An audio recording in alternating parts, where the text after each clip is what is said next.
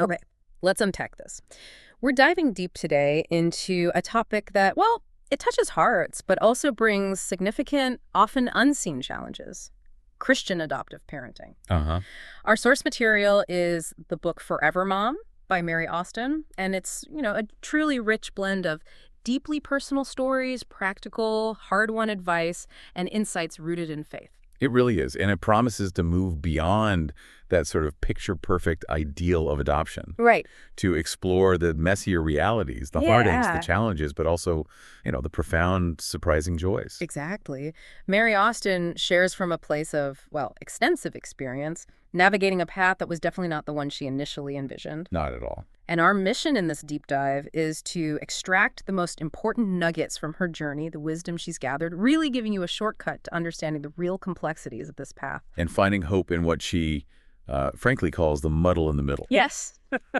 You're looking for knowledge quickly, thoroughly, those aha moments without feeling completely overwhelmed, right? Yeah. We're going to cover everything from attachment and challenging behaviors to the parent's own often unexpected emotional landscape and the absolutely foundational role of faith. It is definitely a journey marked by unexpected turns. Absolutely. So the book starts right away, pulling you in with the author's personal story.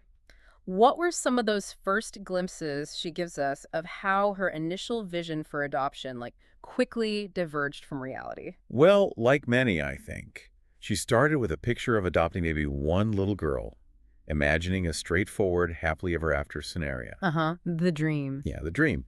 But as the book unfolds, you see how God's plan was much bigger, much more complex. It involved multiple children arriving in unexpected ways and with unforeseen challenges she couldn't have predicted. And she really grounds you in that reality with those early adoption stories. She talks about the first one, Joshua from South Korea. What details from that experience really stick with you? Oh, the raw emotion she describes. The foster mom's tears at relinquishment, that complex mix of joy and anxiety for her and her husband. Yeah. And that profound sense of taking this child away from his homeland, away from everyone he ever known, even for just a short time. Yeah. It's a powerful reminder of the loss, inherent in adoption. Right. Right. And then Benjamin, also from South Korea, was a different experience entirely, wasn't it? Exactly. She describes him as initially quiet, then quickly sort of scampering around, but always noticing the visible sadness in the eyes of Koreans who knew he was leaving their country permanently. And what's crucial here, she contrasts his experience spending early months in a hospital nursery with fragmented care with Joshua's time with a dedicated foster mom. Ah, okay. That difference in early caregiving, even before coming home, has a significant impact. It's a thread that runs through the book. It sounds like that early care environment is something the book continually circles back to as foundational. And then there was the deeply emotional, heartbreaking domestic adoption attempt for a baby they'd named Zion. Yes, that story is tough. Mm-hmm. The difficult, vulnerable process of writing birth mother letters, the long periods of waiting, the agonizing decision to pass on one referral due to serious concerns about drug exposure, and then the unexpected referral for a toddler, which also didn't work out. And the sheer emotional roller coaster of that birth mother changing her mind. She describes being there in the hospital, waiting, hearing the birth mother's other children, and then hearing those crushing words, "I can't do it." Yeah. The author expresses complete understanding for the birth mother, but the personal sadness of that moment is palpable. She describes spending a sad Christmas Eve in a Chicago hotel, stranded until Christmas morning because of the timing. Wow. Just hearing you describe those moments really emphasizes how unpredictable the path can be. How did these specific experiences shape their future journey? Well, those experiences, particularly the difficult domestic process, profoundly shaped their decisions. Her husband felt very strongly after that attempt that they were, done with domestic adoption, Understandable. which led them to shift their focus entirely to international adoption in Ethiopia for their later children. This seems like a crucial takeaway for anyone even considering adoption, doesn't it? It really highlights how your plans often change, doors open and close unexpectedly. Absolutely. It underscores the absolute need for flexibility and, well, prayerful consideration as you navigate the options, thinking about age, country, whether an open versus closed adoption feels right for your family. Absolutely. And speaking of those early decisions, the book goes into some of the practical aspects families grapple with right at the start. Like what kind of child to consider, is that what you Right? mean? Exactly. Age and gender come up. The author notes the common initial thought is often adopting an infant, and that there's generally a preference for girls. Uh-huh. Location is also a huge factor because the rules and requirements vary so dramatically by country. She mentions examples like South Korea having age limits for parents, China requiring a certain income level, Right. and Ethiopia sometimes requiring a certain family size, although exceptions might be made for special needs.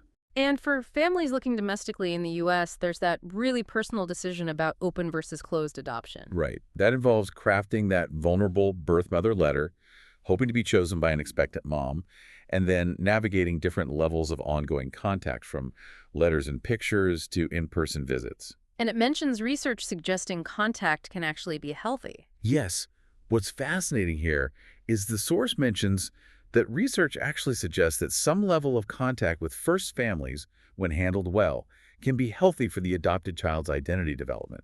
Interesting. Okay, so a significant, unavoidable hurdle for so many people considering adoption is the cost. The book directly tackles the money aspect, which is refreshing. What strategies does she share? It's a big one, and she's very practical. Some specific ideas mentioned includes selling a car with payments to buy an older owned one, checking for company adoption benefits. Oh, yeah. How much are those usually? Well, she notes they could be in the $1,000 to $3,000 range, so Yeah. worth checking. Definitely. And the federal adoption tax credit, which, using the 2013 example from the book, offered a substantial credit, potentially up to $12,970. That's huge. It was huge. She also mentions working extra jobs for a year or so, like pizza delivery for the flexibility it offered. Wow, whatever it takes. Yeah. The author admits they refinanced their home twice early on, but shifts her perspective in the book towards preferring debt-free options, even recommending the book You Can Adopt Without Debt for ideas. Good tip. Beyond the practical money matters, there are also crucial ethical considerations when choosing an agency. What kind of warning signs does the book advise families to look out for? This is absolutely imperative. Be wary of agencies that promise significantly faster results than others doing the same type of adoption. Why is that? Well, it could indicate potential unethical practices. Also, those willing to let you adopt two unrelated babies simultaneously can be a red flag. And what's potentially behind those warning signs? Like, what are the unethical practices? It could indicate the agency might be involved in things like potentially paying first families for relinquishment, which is illegal and unethical, or, deception about the adoption being temporary care rather than permanent. So vetting an agency thoroughly isn't just good practice, it's an ethical imperative. Exactly. The book stresses looking for a long, successful track record in that country or type of adoption.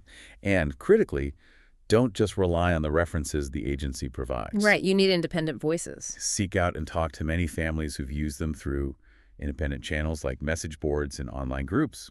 She mentions adoption.com, rainbowkids.com, and adoption.org. And always check the Better Business Bureau for any complaints or lawsuits. Good advice. Okay, let's shift gears to what feels like the absolute core concept, maybe the most important piece of understanding the book offers: adoptive parents. Attachment. Attachment is truly foundational, yeah. But understanding it in the context of adoption is key because it's often different and inherently more challenging for adopted children. Why is that? Well, they've experienced early loss, even if it was just separation from a birth mother, and often fragmented caregiving, whether in a hospital nursery, an orphanage, or multiple foster homes. These early experiences profoundly impact their developing ability to form secure, trusting connections. It sounds like the book really emphasizes that this isn't just a minor hurdle, but a central dynamic. It is. The book describes different attachment styles, specifically highlighting what's called insecure, anxious, or ambivalent attachment. This can result from unpredictable parenting or multiple caregivers. Where the child just isn't sure if someone will be there. Exactly. They feel uncertain about whether their caregiver will be available or responsive. Ben's early behavior, the clinginess, the whininess, the irritability, is used as an example of how this can manifest. And the impact of severe deprivation sounds incredibly stark. It is. She mentions babies in orphanages who literally shut down and stop crying within months because their cries aren't reliably met. Oh, that's heartbreaking. It is. The book suggests it's wise, even when adopting newborns, to assume every adopted child has some level of early wounding that requires highly attuned, intentional parenting focused on building secure attachment. There's a powerful, maybe even daunting rule of thumb offered in the book regarding the attachment timeline. What is it? It's that It may take as many years with the adoptive family as the child was away from them to begin building good attachment. Wow. So if a child was, say, 10 when adopted, it might take 10 years just to start seeing secure attachment forming. Precisely. It can sound extreme, especially for older children, but it reflects the significant time and consistent effort needed to build deep trust after early relationship rupture and loss. So the book's perspective is like prepare for the long haul. Exactly. It's better to prepare for a long-term process of rebuilding trust than to expect instant, uncomplicated bonding. Okay, here's where it gets really interesting and perhaps surprising, the idea that attachment isn't solely on the child. Shelley's perspective shared in the book is that it can be hard for the parent to attach to the child too. That's such a crucial point. Adoptive parents can feel guilty admitting this, but her quote about it, taking 9 months and 20 minutes to attach to an adopted child. Comparing it to pregnancy and birth. Yeah, it makes the parent's attachment process feel much more understandable and normalizes that it might not be instant love, and that is absolutely okay. And understanding how wounded children might actually push away is so counterintuitive to a parent's natural instincts. It really is. They might lean away instead of toward you, avoid eye contact, or not smile back when you smile at them. That must be so hard. It's vital, though incredibly hard, to connect this behavior to the child's fear, their past experiences of potential rejection or inconsistent care, and not take it as a personal rejection of you as the parent. The book is very empathetic about how painful this is for mothers especially, who are so wired to connect and receive connection back.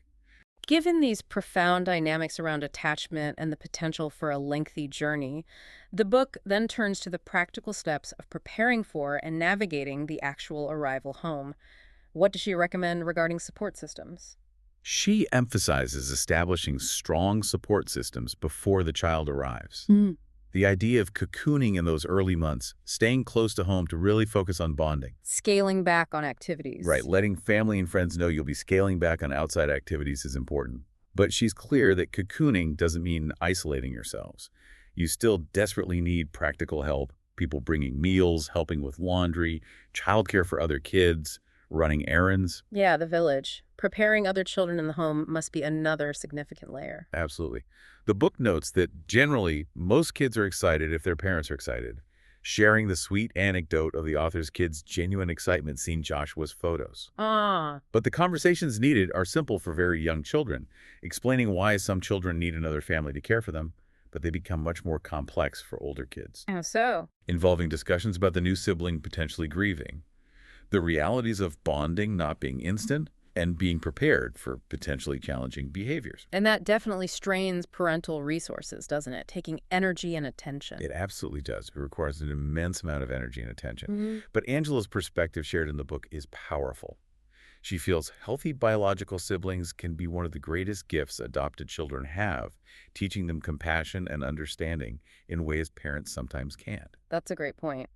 And sadly, the book doesn't shy away from discussing the harder realities, like preparing your biological children for potential safety concerns. No, it addresses the hard reality of needing to discuss potential predatory behaviors or physical threats with your biological children, especially when adopting older children whose pasts are often unknown. Because of their vulnerability. Exactly.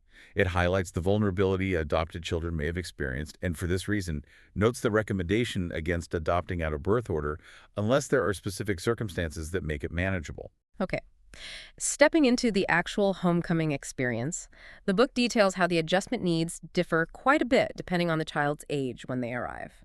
For babies and toddlers. She shares Emily's story, her initial somber, silent watchfulness, only crying at night initially, and the pure joy when her first smile and laugh broke through after just 2 days, triggered by her sister Erica playing peekaboo. Oh, lovely. And the book gives really helpful cues parents can use to assess attachment forming in babies, right? Yes, like, how's the eye contact? Are they seeking connection with you? Or is their gaze skittering away? Their body language, are they molding into you when held? Or are they rigid? Mm-hmm. Their preference, do they show a clear preference for their parent? Or are they indiscriminately comfortable being held by strangers, which can sometimes be a warning sign for attachment difficulties? Right. And crucially, do they seek comfort specifically from the parent when they get hurt? That indicates they see you as a safe place. It sounds like it's not always a straight line of progress either. It can go back and forth. Not at all. She notes that progress is often uneven, and regression during stress is very common. Children adopted past the newborn stage might also have developmental needs that seem unusual for their chronological age, acting much younger than they are, high anxiety. Or that kind of inappropriate independence. Exactly, where they push help away because they've had to rely only on themselves. Ben's early attachment struggles we discussed earlier really illustrate the impact of fragmented care on younger children. What about preschoolers and older children? The author brought home Lydia and Zaytuna when they were 11 and 9. That's a big transition. Huge. She describes that initial phase of them being careful, smiling strangers, trying so hard to please. She shares the touching moment when Zaytuna, when asked if her sister Lydia could stay at the orphanage, declared, "No, we are a family now." Wow. Shows the desire. It showed their desire, yeah, even amidst the strangeness. And what were some of those specific early challenges once they were home? Hygiene battles were a big one, getting them to shower regularly, wanting to wear layered clothes day and night because that felt safe. Security thing. Yeah. Clothing in general was an issue. They wanted casual clothes, but the family's custom was dressing up for church. The author admits her own desire for them to look like Austyns, not orphans, played into that. That's understandable, that desire for them to fit in, to feel like they belong. Exactly. She mentions moving the clothing discussion to Saturday evenings helped decrease the Sunday morning chaos. Smart move. Good strategy. What else? Homeschooling was another huge adjustment for the older girls who were used to going to school in Ethiopia. There were arguments, disrespect, sullenness over schoolwork. Oh, boy. The author found she needed to temporarily shift to less formal homeschooling, just being mom in the afternoons, which helped everyone decompress. Sending them to public school was mentioned as an option other families considered, or that she was tempted by sometimes. Advice from another mom shared in the book sounds really practical for older kids, too. Can you share that? Yes, it highlights that it truly takes years to acclimate, that they often understand less than they appear to, need concrete concepts explained simply. Like keeping it simple. Very simple. They may need you to sleep nearby, initially for security, should be allowed to be babyish, and dependent in ways that feel young for their age. Let them regress a bit if needed. Yeah, allow that need for nurture. And ideally benefit from staying home for a year if possible to focus on bonding. Holidays are also often hard, expecting meltdowns and grieving missing their first moms, so keeping them low-key and maintaining routines is recommended. Makes sense. So once they're home and the initial transition is underway, the daily challenges come into sharp focus, particularly around behavior. The book firmly roots these behaviors in fear and past trauma. Lying is a common one mentioned. It is, and it's almost always a response driven by fear, not malice. The book suggests a counterintuitive approach, nurture over punishment. How does that work? Don't back them into a corner by demanding the truth immediately. Instead of an accusatory, "Who broke the vase?" Try rephrasing to something like, "Oh no, the vase broke. I bet you were scared when that happened." Offer a gentle landing space instead of a confrontation. Give them an out, almost. Exactly. Offer natural, connecting consequences, like needing to stay closer to mom if trust is broken, rather than isolating punishment. The focus initially isn't on forcing truth-telling. It's on building trust so they feel safe enough to tell the truth later. Okay. And then later? Once they're calm, a gentle, "Would you like to try telling me that again?" can be used. And crucially, when lying occurs, the book suggests actually increasing nurturing activities. That feels backward. Yes, it feels counterintuitive, but it's key. Treat the child as younger than their chronological age might suggest. Provide predictable routine, keep them physically close, engage in playful interaction, and continually overtly let them know you will meet their needs. So you build the security that removes the need to lie out of fear. Precisely. Okay. Food issues are another frequent challenge described. Picky eating. Picky eating is incredibly common, often linked to control issues from past food insecurity. The author shares her experience and quotes Julie Gum saying kids eat a lot of pasta, fruit, and peanut butter sandwiches those first weeks home. Huh. Sounds about right. The advice is to keep food simple, gently encourage trying one bite, but always have easy alternatives available like that PB sandwich. The author's perspective on food really shifts, doesn't it? From battling over it to... It does. She moves from making food a battleground to prioritizing nurturing around it. She realizes food was deeply significant to the child who struggled most to accept nurture, so forcing battles over it was undermining connection. Makes sense. Renee's perspective in the book echoes this. Simply not commenting on eating and always ensuring there's enough food available can alleviate pressure. And sometimes the opposite happens. The child is like the bottomless pit. They just keep eating. Yeah, where kids don't seem to have the internal cues to stop eating, potentially leading to obesity. Huh? Marissa's story is lovely here. Her kids initially hid green beans, but eventually wanted to like healthy foods because food is such a celebration in our family. Oh, nice. So modeling helps. It shows how modeling and family culture can eventually influence them, yeah. Moving on to things like disrespect or pushing away, how does the book frame those? Still rooted in fear. These behaviors are also deeply rooted in fear, and a child's often unconscious attempts to control a life that has felt utterly out of control in the past. Right. Chronic disrespect and pushing away are strongly connected to attachment challenges. The fear of closeness, the fear of being hurt or left again, leads them to instinctively sabotage moments of potential connection, sometimes dozens of times an hour. Dozens, wow. And it's different from typical teen stuff. It's very different from typical developmental testing or teen behavior because older adopted kids often lack those positive memory banks of earlier bonding to fall back on. And the book is very real about the deep pain this causes parents. It brings in some brain science concepts to help understand why these behaviors are so hardwired. Yes, it explains dysregulation and the downstairs brain. When a child is triggered or upset, they are in fight or flight mode, operating from the reactive lower part of their brain. The thinking brain is just offline. Simply offline, unavailable. Robin Gobble's concept of the trauma tornado is mentioned how a dysregulated child can easily pull a parent down into dysregulation too, Oh, yeah, I can see that. highlighting the crucial need for the parent to stay regulated. To help the child find calm, you have to be the anchor. The right brain, left brain concept is another useful framework presented. How does that work? It is. Stress and trauma can cause kids to disconnect from their right emotional, relational brain, leading them to live primarily in what she calls the land of the left: logic, control, rigidity. Okay. Daniel Siegel's river of well-being analogy is used to describe finding balance between the chaos emotion on the right bank and the control logic on the left bank.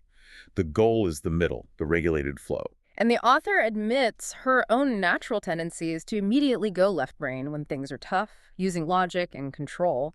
But that doesn't work. Exactly, because with a child who is stuck in their reactive right brain, you must connect right brain to right brain first, meaning using a gentle voice, soft eyes, physically getting low or close, validating their emotions. You seem really frustrated right now.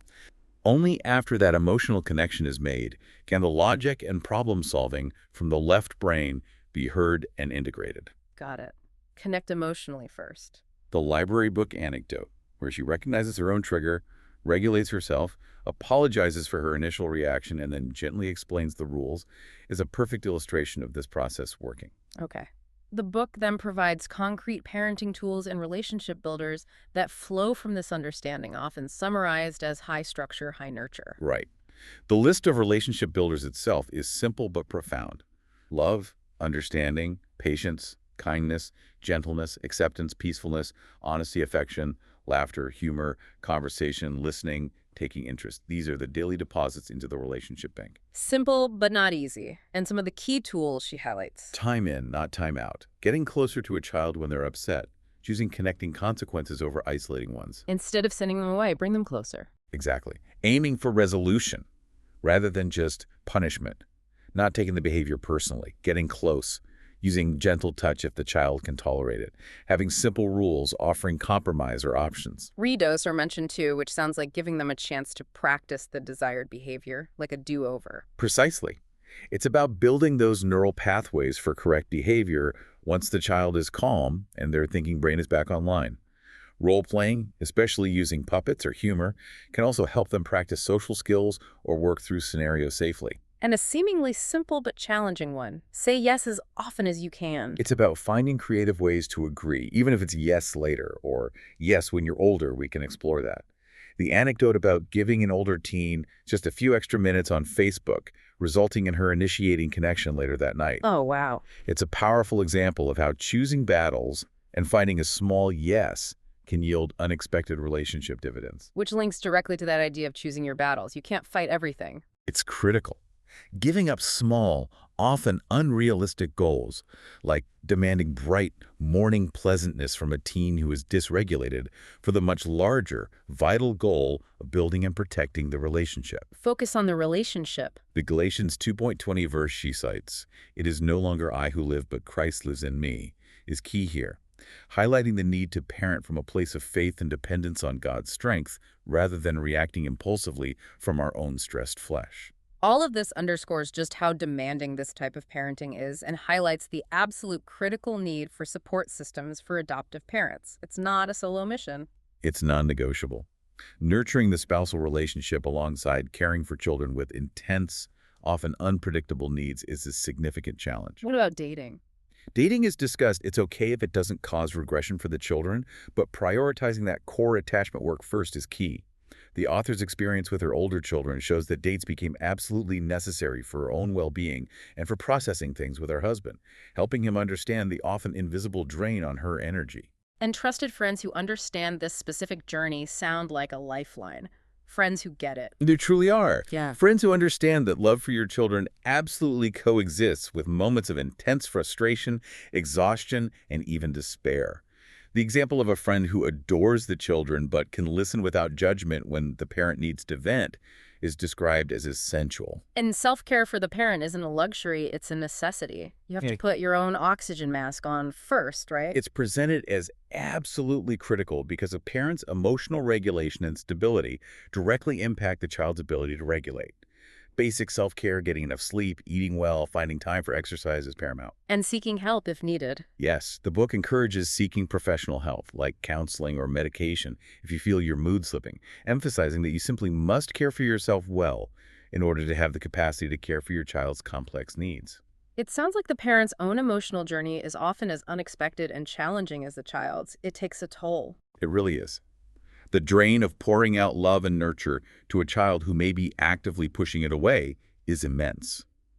The book mentions the possibility of PTSD for parents navigating chronic crisis Wow, PTSD. and the difficulty of parenting older kids without that bank of positive early memories from infancy and toddlerhood to sustain you through the tough times is very real. And throughout all of this, faith is presented as a central, unwavering source of strength and perspective. It seems woven into every chapter. It's foundational to the book. The author continually brings it back to learning from Jesus' own relentless, tireless love, pursuing hearts despite rejection, extending grace repeatedly, and comparing this to the daily task of parenting resistant children. It's about not looking to your children for affirmation or validation of your worth as a parent. Your job is faithfulness, not results. Exactly. The outcome of your children's hearts is ultimately in God's hands. Your job is faithfulness in the day-to-day, showing up with grace. Karen Sear's story illustrates this struggle beautifully. Her attachment to her son took longer, leading her to consciously fake it till you feel it in the early days, Wow. realizing she initially felt more like a babysitter than a mom. The author emphasizes how the adoption journey is often God's way of working on the parent's heart too, refining them. It's described as a refining process, like gold being purified, teaching deep dependence on God's grace and illuminating God's own incomprehensible love for us, who are often his own messy, resistant children. And the Bible verses woven throughout. Yes, verses like Psalm 68.5, John 10.7, Psalm 23, Psalm 34.18, Isaiah 53.5, and Galatians 2.3 are woven throughout the book as constant reminders of God's character, his promises, and his ever-present help. She even offers practical, faith-based ways to hit the reset button on hard days, the 20-minute fixes. Yes, the 20-minute fixes, things like reading a psalm, listening to praise music, taking a walk, even simple tasks like cleaning or decluttering as ways to shift your own internal state and invite God's peace back in. Small, doable things. The struggle with letting go of control comes up frequently. That's a hard one for many parents. It's a huge theme. The value of rest and silence is highlighted as a way to find that release. She shares a poignant anecdote about lying on the couch with a frustrated daughter, putting on praise music, and just being present together, finding connection in the stillness. Sometimes doing nothing is the right thing. Connecting this back to God, teaching her that her perceived control was largely an illusion anyway. And the grief that comes with letting go of expected dreams for your family is acknowledged. The loss of the picture-perfect ideal. Absolutely. The pain of wanting to be called mama and hearing auntie or another name. The sadness of giving up those picture-perfect dreams you started with. Kristen's story is shared mourning the loss of the expected relationship with her son and eventually finding peace and accepting it for what it is in the present. It sounds like ultimately the book points to trusting that the battle isn't yours alone. It belongs to the Lord. Exactly. That's the emphasis. Lemuel's family's perspective is shared, despite mistakes and significant challenges, including counseling and residential treatment. Their core promise to him was that this family is his last stop because they love him unconditionally. Wow, that's commitment. It's about learning acceptance, adjusting expectations, and trusting in God's sovereignty and faithfulness, even when the path is incredibly difficult. As we wrap up our deep dive into Forever Mom, looking at the long-term perspective, it's clear from the book that healing and growth take a significant amount of time. This isn't a quick fix. Absolutely. She stresses that you're looking at many years, often 3 to 5, sometimes even longer, especially for older kids. Progress is rarely linear. It's more like 3 steps forward, 2 steps back. But the hope is for that general trend moving in the right direction over the long haul. Exactly. Keep the faith. And the book is filled with stories that offer that long-term hope, like Ben's meeting with his birth family. It is. Ben's meeting is a beautiful example. The emotional meeting, his birth father's warmth, and Ben's palpable relief and contentedness afterward. And Joshua's own contentment, seeing Ben's birth family's kindness, understanding more about his own background. Including the voices of adult adoptees is an invaluable perspective, too. Joseph's story. It truly is. Joseph, adopted at 7, shares his initial fear, crying, and picky eating, how homeschooling helped him feel safe and loved, his parents' consistent affirmation. When animals helped him. Yeah, how caring for animals helped him learn responsibility and love. His trust in God's plan, citing Jeremiah 29.1, is really powerful. And Brandy, adopted at 13 and now an adult, what was her take? Her story is so insightful. She talks about the difficulty adjusting to expectations and accountability, initially feeling untrusted by her parents' close involvement, but coming to cherish it as love. Interesting. It took time to see it as love. It took her 2 years to call them mom and dad, even though they called her the daughter from day one. Her advice is key. Patience, kindness, be kind to yourself as the parent, and have faith. Good advice. She states, adopted kids are often broken, don't trust easily, and desperately need a loving, stable home to just be. The author's own journey seems to involve a profound redefinition of success. It's not about the visible outcomes. Absolutely.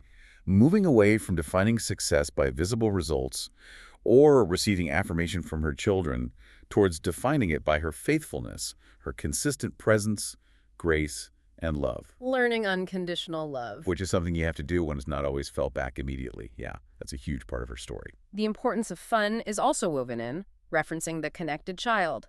Playfulness matters. Yes. Playful interactions, walks, deliberate goofiness, one-on-one time, these are critical relationship builders. KT's perspective is wonderful. She talks about parenting from the heart rather than just the head. Trusting instincts. Yeah, trusting her instincts, ignoring conventional parenting notions that don't apply, accepting her son as is, and realizing their messy, imperfect family is a success story because they're still together, loving each other. That's a great perspective. She also shares the very real advice of savoring the moments of calm while still realistically expecting chaos. Good one. The idea of co-suffering with the child is a profound concept mentioned. What does that mean? It's about connecting to their pain, entering into it with empathy, not trying to fix it immediately, but just being present. Laura's anecdote of stroking her son's flat spot, result of early neglect, is a powerful image of choosing to remember what he suffered and allowing yourself to feel his agony with him as a way to connect and help heal. Deep stuff. That is deep. And ultimately, the book circles back to the central role of faith in sustaining parents through this. It's the anchor. Consistently. It's about continuing to speak truth, identity, and God's promises into children's hearts, even if those words seem to be rejected initially, and trusting God alone for the growth. Resting daily. Resting in God's grace daily, acknowledging the sadness and strife that might still be present in the home, but refusing to despair because God is at work. Giving yourself grace for the imperfections, giving your family the immense time it needs. And remembering who entrusted them to you. And constantly remembering that God entrusted these specific children to you, and His power is more than sufficient for the task. It's about encouraging faithfulness, holding on to hope, and remembering God's past interventions in your life, marking them as altars of remembrance, like little reminders of His faithfulness. Yes, trusting in that new every morning grace that you need to show up with every single day, and grounding your hope in the ultimate redemption story found in Christ. It's accepting the often long, messy muddle in the middle with enduring faith and an everlasting love that mirrors God's own. So, to bring together everything we've explored in this deep dive into Forever Mom, the adoptive journey is frequently harder, messier, and takes far longer than you might initially imagine. Way longer, often. It Huh. requires immense patience, consistent, intentional nurture, and a radical redefinition of success. Yeah, shifting the focus. Shifting the focus away from immediate outcomes or your child's affirmation towards faithfulness and just showing up with grace. But it's also a journey described as one of profound love, incredible growth, not just for the child, but transformative growth for the parent, and a deepening reliance on God's faithfulness and sufficient grace. Absolutely. The absolute key takeaway, repeated in different ways throughout the book, is that relationship comes first, then behavior. That's the mantra. Parenting children from hard places isn't about achieving perfection or gaining control. It's about consistent, grace-filled connection, rooted in deeply understanding their fear, their loss, and their need for safety above all else. Well said. Thank you for joining us for this exploration of the realities, challenges, and enduring hopes shared in Mary Austin's Forever Mom. It's been good to unpack. This raises an important question for you, the listener. If embracing the muddle in the middle, accepting imperfect progress, and trusting in unseen growth for years is the essential posture in adoptive parenting, where else in your life might you be called to redefine success and faithfulness, focusing not on immediate, visible results, but on simply showing up with grace and love, trusting that a greater redemptive story is unfolding beyond your current sight? Something to think about.